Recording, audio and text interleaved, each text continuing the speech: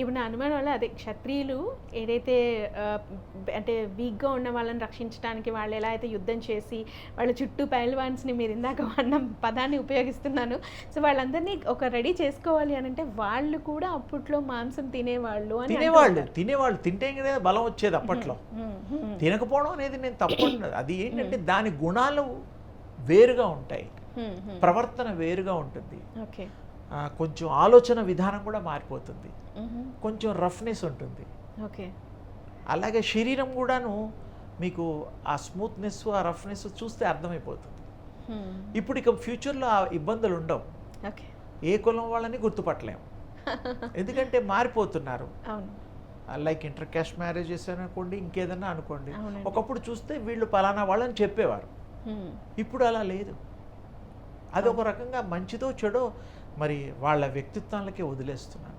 అంటే నేనేమంటానంటే మనస్సు మనము ఆత్మస్వరూపులం కాబట్టి ప్రజలకి హితం కోరి ఏ మానవుడైనా ఏ కులం మతం అయినా కూడా వాళ్ళు మంచి చేయాలి, మంచి సంఘాన్ని నెలకొల్పాలి. ఈ కులాలు మతాలను దెబ్బలాడుకోకుండా మనం మానవులం కదా, సరే నువ్వు ఏదో పని చేసావు నీకు ఆ కులం అనుకుంటున్నా, నేను ఇప్పుడు ఇంజనీర్ అంటారు, కన్స్ట్రక్షన్ చేసేవాళ్ళని వాళ్ళంతా ఇంజనీర్స్ అంటారు. అట్లాగే కంసాలి పనులు చేసేవాళ్ళని కంసాలి వాళ్ళు అంటారు. కుండలు చేసేవాళ్ళని అంటే పనుని బట్టి వాళ్ళ వృత్తి బట్టి వాళ్ళని అలా అంటున్నామే కానీ వాళ్ళు మనుషులు కాదని ఎవరు అంటలేదు. అందుకనే నాకు వీళ్ళ మీద నాకు ఒక చక్కటి భావం వచ్చి ఒక మాట చెప్పా, కులాతీతాయ నమః. భగవంతుడికి ఓం నమ శివాయ అవి ఇవి ఎలా చెప్తామో అన్నిటికీ అతీతంగా ఉండేటువంటి దానికి నమస్కారం అన్నమాట. కులాతీతాయ నమః మతాతీతాయ నమః అని రెండు మతాలకి అతీతంగా ఉండాలి, లేకపోతే దెబ్బలాడుకుంటాం కదా, నేను హిందువుని నువ్వు ముస్లిము వాడేమో క్రైస్తవుడు లేకపోతే ఇంకేదో కులం. మరి లెక్క ప్రకారం ఎన్నో లక్షల కులాలు ఉన్నాయి ఇండియాలో, మరి వాళ్ళందరికీ మరి గొడవలు అయిపోతాయి కదా. మనం ఒకటే ఫాలో అవ్వాలి, అందరం ప్రేమించుకోవాలి, అందరూ మర్యాదగా ఉండాలి, ఎవరి కుల వృత్తులు వాళ్ళు చెయ్యాలి, డిగ్నిటీ ఆఫ్ లేబర్, ఆ పని చేసేవాడిని మెచ్చుకోవాలి, ఏ కులం వాడైనా సరే. ఇప్పుడు ఐఏఎస్ ఆఫీసర్స్ కూడా చూడు, భిక్షు ఇంట్లో పాకి పని చేసే వాళ్ళ పిల్లలు కూడా గొప్ప గొప్ప స్థానంలో ఐఏఎస్ ఆఫీసర్స్ ఐపీఎస్లు అయ్యారు ఇప్పుడు. మరి ఎలా అయ్యారు? అక్కడ కులం అడ్డొచ్చిందా, మతం అడ్డొచ్చిందా? ఆ తల్లి పాపం చదువురాని తల్లే, కానీ ఆ ఇంట్రెస్ట్, చదువు మీద ఉండే ఇంట్రెస్ట్, ఏమీ వాళ్ళకి అవకాశాలు కూడా ఏమీ లేవు, దీపాలు కూడా లేనివాడు. అబ్దుల్ కలాం దగ్గర నుంచి కూడా చూడండి, ఇండియా ప్రెసిడెంట్, ఆయన కూడా దీపం దగ్గర చదువుకున్నాడు. రాధాకృష్ణమూర్తి, ఆయన ఎంతోమంది మహానుభావులు ఉన్నారు.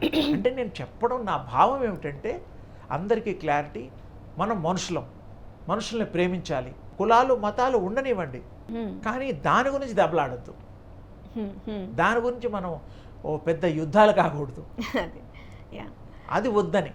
అందరినీ ప్రేమిద్దాం, అన్ని కులాలు మనం మనవాళ్లే, సోదరులే, ఫాలో అవుతున్నారు కానివ్వండి.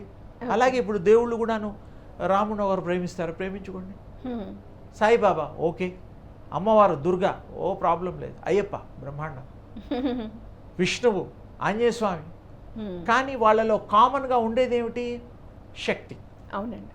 ఆ శక్తి కామన్గా ఏదైతే ఉందో ఆ శక్తిని మనం ఆరాధించాలి, ఆ శక్తి మనం పొందాలి, ఆ విశ్వాసాన్ని ప్రదర్శించాలి.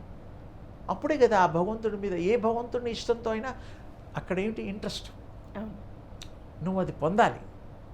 ఏ దేవుడైనా నీకు ఇస్తాడని పోనీ ఆ దేవుడిని దండం పెట్టుకో. మనకు కావాల్సింది పని అవ్వడం కదా, మనం బాగుండాలి కదా, ఆరోగ్యంగా ఉండాలి కదా.